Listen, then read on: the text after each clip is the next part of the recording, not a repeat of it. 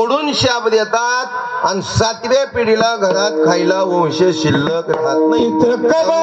पितृकर्म न करे साता वंश खंडित जान राता वंश खंडित जान राता पितृकर्म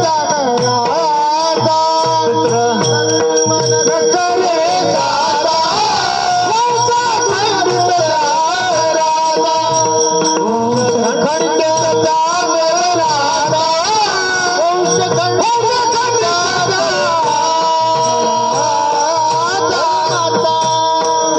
संकरो नरकायव कुलग्लानान कुलस्य पतंती पितरो हेशा लुप्त पिंडोदक क्रिया.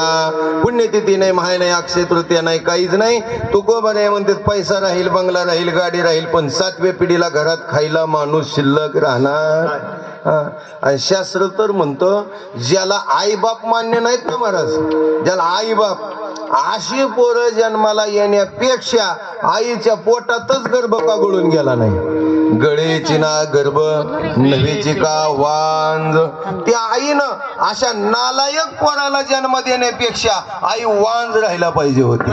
गळेची ना गर्भ नवीची का वांज माता त्याची लाज लावी पापी.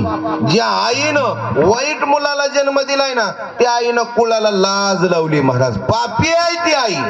आमचे कबीर महाराज तर म्हणतात माता जने तो भक्त जने या दाता या शूर नाही तो बिचारी बांझ रहे काहे गमाया नूर.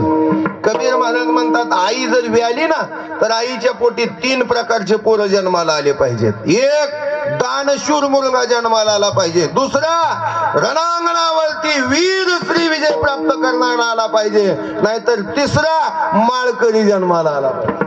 पंढरीची वारी करणारा जन्माला आला पाहिजे. आणि असे जर येतच नसतील तर ती आई वांग राहावी पण मुलगा जन्माला नाही यावं महाराज. आज या दोन्ही मुलांचं भाग्य आहे महाराज. आईचं भाग्य आहे की अमोल आणि विनोद सारखी मुलं जन्माला आली. पतीनं देश सेवा केली. 17 वर्ष कारगिल युद्धापर्यंत सेवा केली. रिटायर झाले. वडील गेल्यानंतर मुलांचा आधार आई होती. पण आईचा आधारही निघून गेला. 1 वर्ष झालं महाराज. घरात आई नाही, आईचा आवाज नाही, आईचा टाहो नाही, आई बाळा म्हणत नाही, आई काहीच नाही. आई पाहावं म्हणलं तर फोटोत पाहावी लागते महाराज. आईचं काय वैभव असतं, आईचं जीवनात किती पवित्र आणि मांगल्य स्थान असतं ना महाराज. हे लक्षात घ्यायचं असेल तर तुम्ही ध्यानात ठेवा. आईसाठी 1 महिना मुलं दवाखान्यात राहिले. ऑपरेशन झालं, वाल खराब झाला, अगदी सगळं होतं. महाराष्ट्रातले नव्हे देशातले तज्ञ डॉक्टर होते. तरी सुद्धा आई नावाचं तत्व वाचवता आलं नाही. का? ज्या दिवशी देवाच्या हातून दोरी सुटते ना त्या दिवशी